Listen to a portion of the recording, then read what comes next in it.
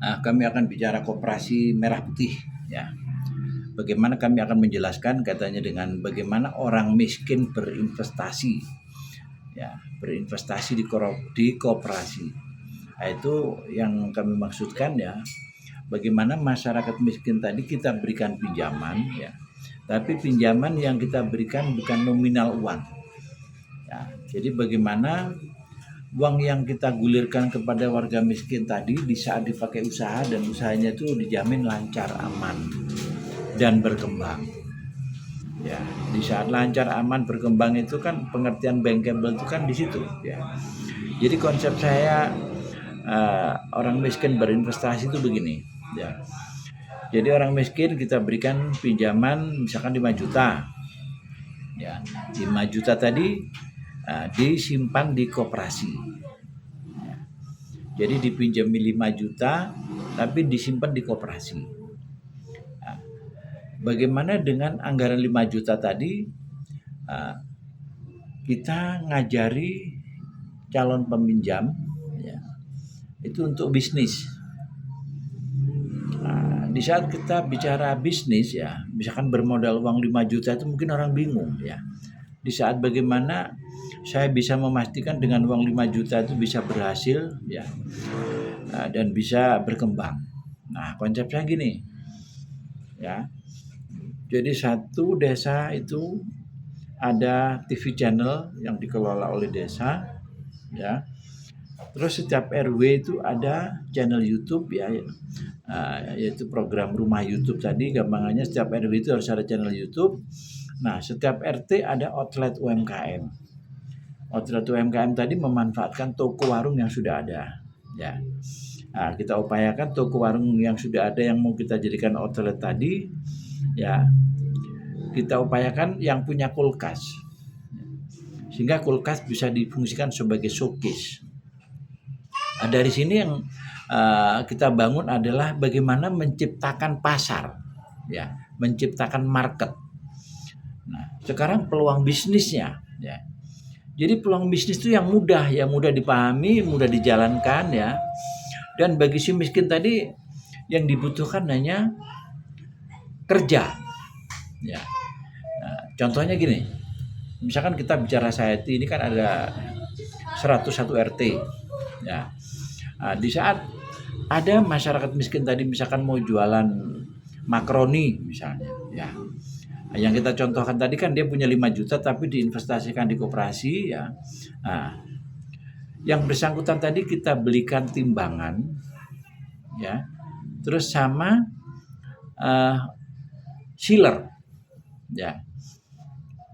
Nah, di saat kita bicara makaroni ya, kita awali dana kita kucurkan dulu 1 juta. Ya, 1 juta itu untuk apa? Untuk beli makaroninya tadi ya. Nah, terus bagaimana tugas si miskin tadi ya. Jadi bikin packing ya, misalkan ukuran 3 gram ya. Ukuran 3 gram ya, jadi ditimbang sesuai dengan ketentuan 3 gram. Setelah itu di-sealer ya. Nah, jadi si miskin tadi kita berikan peluang ongkos kerja ya, nge-packing ya. Nah, dari situ yang kita maksudkan bagaimana orang miskin tadi ya, kita berikan pinjaman tapi tidak kita kasih uang, tapi kita kasih pekerjaan. Di saat nge-pack tadi misalkan ongkosnya 200 rupiah per packingnya ya. Di saat dia bisa bikin misalkan 1 hari 2.000, berarti kan 1 hari tadi kan dapat 200.000 ya kan. Nah, setelah di packing sebanyak 1.000 kemasan disetor ke koperasi merah putih ya kan. Sama koperasi merah putih langsung dikasih ongkos kerja 200.000. Nah, dari sini koperasi yang akan menjual, membantu memasarkan dengan adanya 101 outlet tadi ya. Disinilah potensinya produk yang sudah dikemas oleh penerima manfaat pinjaman tadi ya, Insya Allah kalau sudah ada 101 outlet tadi kemungkinan laku itu besar. Sedang fungsi YouTube ya di setiap RW-nya tadi bagaimana mempromosikan produk-produk tadi. Ya, misalkan ada cireng, basreng, ada rengginang, misalkan ada makaroni, misalkan ada apa segala macam, itu kita promosikan. Ya. Dengan adanya 101 outlet tadi, dengan adanya YouTube tadi, akhirnya masyarakat bisa tahu, oh setiap RT sekarang ada outlet UMKM.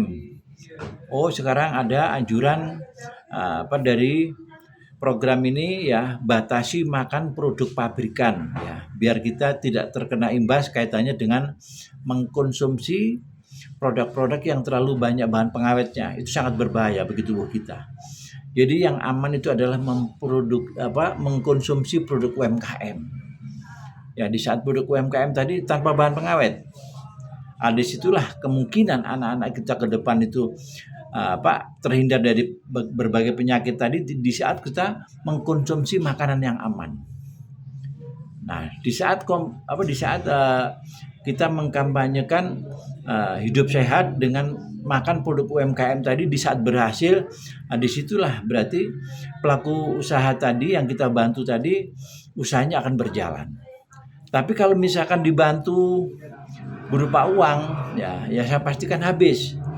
Di saat misalkan kita kasih 5 juta ya, terus gak ada fasilitas, adanya outlet, ya, adanya media promosi, orang bingung. Ya mau bisnis apa? Di saat mau mengawali usaha siapa yang mau beli, siapa yang tahu? Nah dari situlah konsep saya ya, 1 RW 1 YouTube, 1 RT 1 outlet, itu upaya di saat kita mau mengawali sebuah usaha, paling nggak ada fasilitasi katanya dengan media promosinya lewat YouTube ya, terus marketnya setiap RT ada outlet UMKM ya. Semoga aja dari pemikiran ini ya banyak desa lurah yang termotivasi ya, sehingga dengan adanya program saya 1 RW 100 juta tadi, upaya kami bagaimana ada peredaran uang itu di masyarakat betul ya, sehingga di saat nanti banyak pelaku usaha baru tadi ya, di situ akhirnya masyarakat itu punya kemampuan atau punya daya beli ya. Sehingga dari sini untuk mensolusikan kelesuan ini yang menjadi sebuah solusi ya. Semoga aja desa saya itu ya menjadi pilot project ya, bagaimana mensolusikan ya, membumikan UMKM ya, dan menciptakan lapangan pekerjaan ratusan ya, dan menciptakan pelaku usaha baru ratusan. Dan besar harapan setiap RW minimal nanti harus ada pabrik UMKM ya. Mari kita ikuti terus perkembangan Teliti Channel. Jangan lupa ya, like, comment, share, ya, subscribe.